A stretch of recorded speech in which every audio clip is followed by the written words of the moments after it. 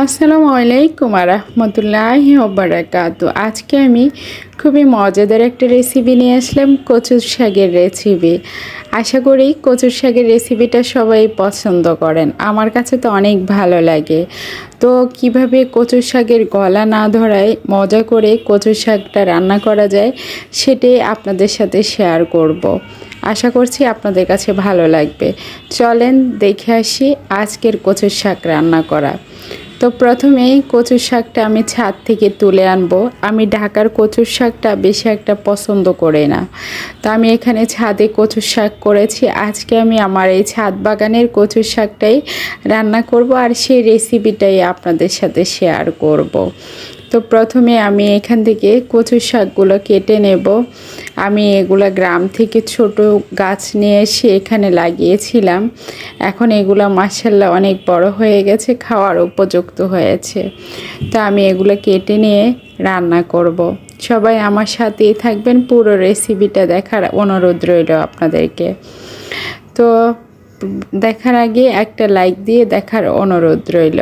তো আমি শাকগুলো কেটে নিচ্ছি।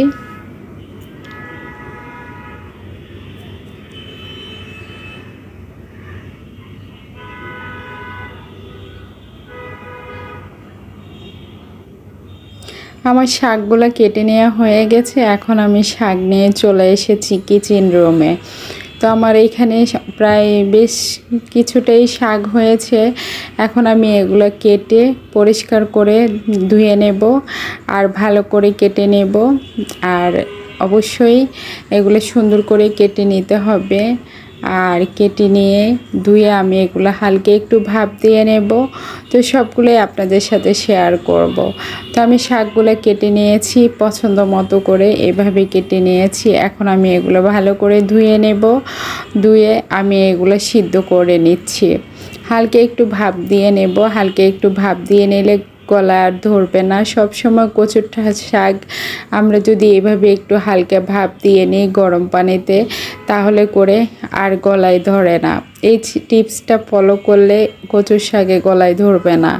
তা আমি এখানে হালকা ভাপ দিয়ে নিয়েছি, নিয়ে আমি এখানে একটা স্ট্রেনারে ঢেলে নিয়েছি। এখন যে পানিটা আছে সেটা ফেলে দেব। আর আমি কচু শাকের জন্য এখানে চিংড়ি মাছ নিয়েছি আর নিয়েছি একটা ইলিশ মাছের মাথা। যেহেতু শাক বেশি না, একেবারেই কম হয়ে গেছে, তো আমি এখানে একটা ছোট একটা সাইজের একটা ইলিশ মাছের মাথা নিয়েছি আর চিংড়ি মাছ নিয়েছি। আর এখানে সরিষার তেল দিয়ে দিয়েছি একটা প্যানের মধ্যে। সরিষার তেলটা গরম হওয়ার পরে পেঁয়াজ কুচি দিয়ে দিয়েছি। পেঁয়াজ কুচিটা একটু ভেজে নেব। ভাজার পরে এখানে রসুন দিয়ে দেব।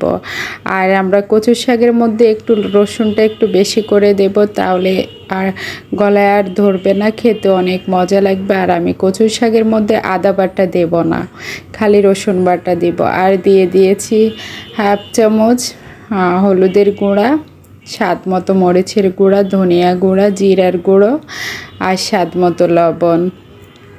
জালটা আপনারা আপনাদের পছন্দ মতো দিতে পারেন। মশলাটাকে খুব ভালো করে কষিয়ে চিংড়ি মাছ আর ইলিশ মাছের মাথাটা দিয়ে দিয়েছি। দিয়ে এখন এগুলোকে খুব ভালো করে নেড়ে চেড়ে মিশিয়ে নেব।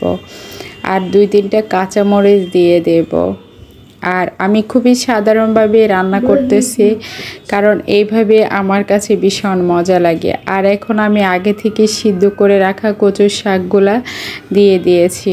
মশলাটা ভালো করে কষিয়ে আগে থেকে সিদ্ধ করে রাখা কচুর শাকটা আমি দিয়ে দিয়েছি। এখন খুব ভালো করে নেড়ে চেড়ে মিশিয়ে নেব।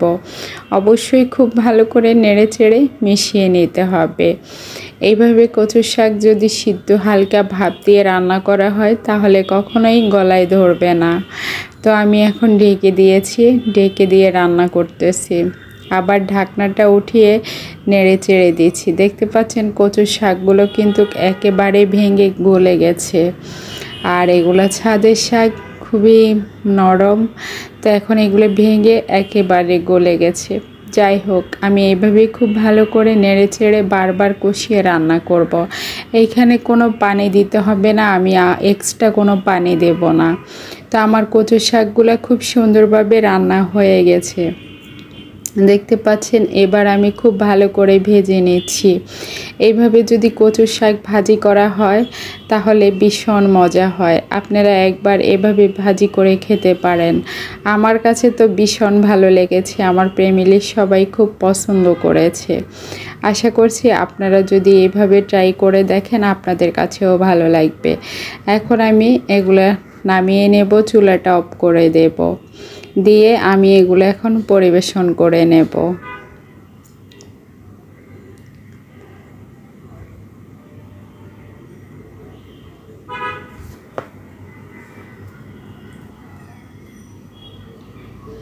তো আমি এখন পরিবেশন করে নিয়েছি, খুবই মজাদার এই। তো আমার আজকের কচুর শাকের রেসিপিটা আপনাদের কাছে কেমন লেগেছে অবশ্যই কমেন্টস করে জানাবেন। ভালো লাগলে একটা লাইক দিবেন। সবাই পাশে থাকবেন। আল্লাহ হাফেজ।